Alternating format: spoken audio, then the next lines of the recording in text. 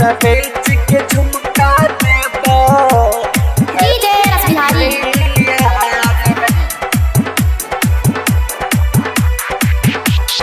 नया तोला नाव गच्चियां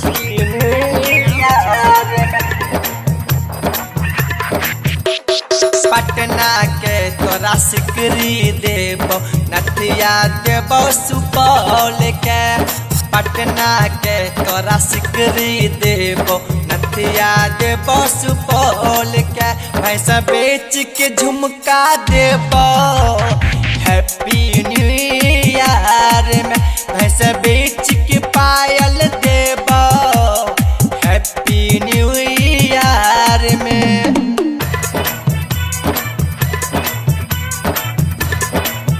के झुमका नया तोला नाव गच्चियां डीजे रसबिहारी एगे लाली होठ लाली तोरा किन देब महंगा तोरा हमें देबो लहंगा लखनऊआ सुनो जानी तू सतैहा नगे लभर छियो तू भूलैहा नगे पिकनिक पर ले जइबो गे सोना राजगीर तोरा सोहार गे पिकनिक पर ले जइबो गे सोना राजगीर तोरा सोहार गे भैंसा बेच के टीका देबो हैप्पी न्यू ईयर में भैंसा बेच के पायल देबो हैप्पी न्यू ईयर में भैंसा बेच के झुमका देबो नया तोला नाव गच्चियां डीजे रसबिहारी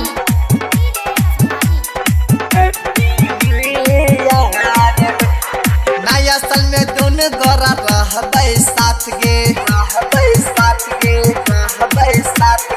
पापा से मांग लेबो बाबू तोहर हाथ गे सोनी साचिन के रह छे धड़कन में नरद प्रीति देखे दर्पण में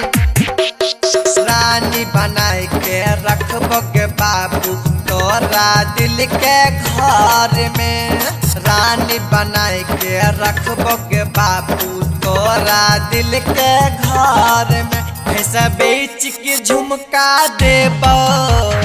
हैप्पी न्यू ईयर में भैंसा बेच के टीका देबो हैप्पी न्यू ईयर में हैप्पी न्यू ईयर में।